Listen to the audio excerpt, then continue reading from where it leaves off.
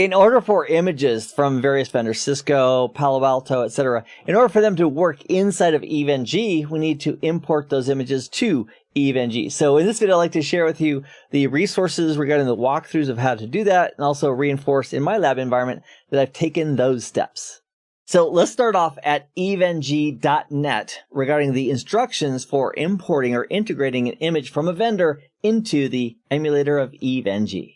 And it would go something like this. If we go to documentation, so I'm at eve-ng.net, and if we go to documentation, and let me make this a little bit bigger.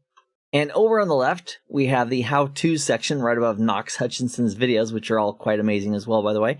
So if we click on how-tos, and then these are sorted alphabetically. So they've got a whole bunch of vendors here, including Cisco and F5. And here's Palo Alto. So Palo Alto, this first one would represent how to do the integration for the firewall, and the second one would be for integrating Panorama. So right now we want to integrate the firewall, so we'll click on Palo Alto. And oftentimes this is one of these showstoppers for a lot of people. They'll look at the image name and they'll think, oh, 7.01, oh, 8.01, I want 10.x, what do I do about that? And what I've discovered pretty consistently, is that if we have a newer version, the steps still work. Just simply modify the actual folder structure to represent the version of software that you're using. So this is also showing us two examples based on two different source images. The OVA is part of the open virtualization format that VMware uses, and a different flavor is the QCOW2. So it doesn't really matter which image you start with, because there's a process for integrating either one of them into EVE-NG. Now, ideally, the place to get these from would be logging on if you had an account at Palo Alto and log in and get the official software from the official site. Because if you're using Tor or BitTorrent or something else, there's always the possibility that you get a little more than what you asked for, meaning some malware or viruses or something like that. So whenever you're going to download software, when possible, do it from the official source. And keep yourself and your computer free from contamination. All right, so this is also showing the number of virtual CPUs and the amount of RAM, and also the console option for them. And so we can tweak those as well as we go down through. So as we scroll down, here is method 1, meaning we have the OVA. They want us to get a command line interface over to our virtual machine that's running EVE-NG. So I happen to use Secure CRT. I have a license for that, but you can use PuTTY or anything else that supports SSH. And I'm just going to connect over to .115, which is the IP address for my EVE-NG virtual machine. And my terminal emulator software here, Secure CRT, automatically logged me in. Now, another way of getting to the command line interface would be through the hypervisor. So here in the hypervisor, which is the ESXi host, if we go to Navigator and click on the EVE-NG Pro, you just click right here and press Enter.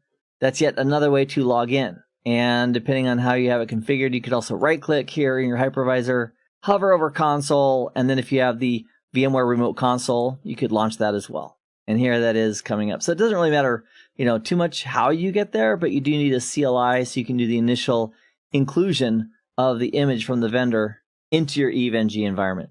All right, I don't need all those windows open, so I'm going to close a few and minimize that. And here's the basic steps. So they're just having us create a temporary folder. We're going to change directories into that folder, and then we're going to extract the image. So this is the method used for the OVA. This also implies that you copied that image over to the EVE-NG environment using FileZilla or WinSCP or some other kind of file transfer protocol. So once again, it's making the directory, changing to that directory, and then extracting the .ova to that directory. So once you've done the extraction, you can then use the command ls to see the contents of that folder. And then the next command would be this bad boy right there. Except we'd want to swap out this part right here, the PAVM ESXi 7 blah, blah, blah, blah, blah, with whatever the name is for the VMDK file that you just extracted. And the result is going to be this file right here, virtioa.qcow2. The next step is to create a new folder under this location, opt, UNetLab, add-ons, QEMU, and then Palo Alto dash. So in my case, I'm running 10.0.0. That's the image I have, and so I do Palo Alto dash 10.0.0, press enter. That makes that new folder, and then I would move, which is effectively a copy. We're copying this file here that we just created over to that folder. So now we have this folder, opt, UNetLab, add-ons, QEMU, and then the actual folder name that we created. In my case, it would be 10.0.0. And inside that folder, we'd have this single file. And then the last step, we're going to move up one folder. That's what cd space period period does. We're going to remove our temporary folder. Then this is the one I forget all the time. We're going to do a /opt unetlab wrappers and then /unl_wrapper space -a space fixed permissions. And that's an important step to take if we want it to work. And one of the benefits I like of the Secure CRT package is it has its own built-in file transfer. I think they call it Secure FX. So currently, I'm connected to my EVE-NG virtual machine. And if I wanted to do file transfer back and forth, I could use FileZilla or WinSCP or some third-party product, but this has Secure FX built right in. So this is going to launch effectively a copy utility to this host that I'm currently connected to. So I'll click Launch Secure FX. On the left-hand side, I have files for my local computer, and on the right is the file system that's running on the EVE-NG virtual machine. So if we follow the instructions, we'd go to, under root, we'd go to opt, and then unetlab. So there's the path right there, opt unetlab, and then add-ons, and then QEMU. So that's the parent folder. And then we create a folder that's going to represent the folder that's going to contain that QCOW2 image that we just prepared a few steps ago. So in my case, it's in a folder called Palo Alto-10.0.0. There's my file, virtioa.qcow2. And then if I hadn't done so already, I would go to the command line, the CLI for the EVE-NG machine, and I would run the fixed permissions command. And as you can see from right here, it's a very similar process for a lot of other vendors as well. So there's Identity Services Engine, there's some Cisco routers, there's the control platform for Cisco's Viptela SD-WAN solution. Here's a folder for a wireless controller. Here's a folder for Windows 10, for Windows Server 2016, for Windows Server 2019.